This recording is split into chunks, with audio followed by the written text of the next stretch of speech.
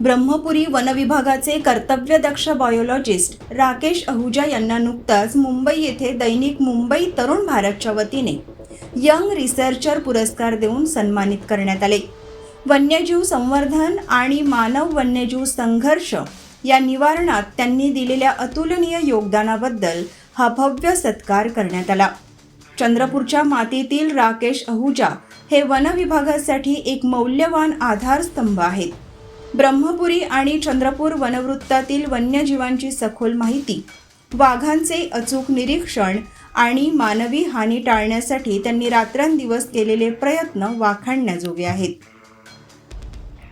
तहान भूक विसरून पर्यावरण आणि मानवी सुरक्षिततेचा ताळमेळ राखत काम करणारे ते भारतातील मोजक्या बायोलॉजिस्टपैकी एक आहेत। या गौरवाबद्दल ब्रह्मपुरीचे उपवन संरक्षक कुमार स्वामी, डॉक्टर रविकांत खोब्रागडे आणि त्यांची रेस्क्यू टीम यश कायरकर स्वाब संस्था यांच्यासह वनविभागातील अधिकारी, कर्मचारी आणि मित्रपरिवाराकडून त्यांच्यावर अभिनंदनाचा वर्षाव होत आहे। या पुरस्कारामुळे त्यांना भविष्यात अधिक जोमाने कार्य करण्याची प्रेरणा मिळेल असा विश्वास व्यक्त केला जातोय।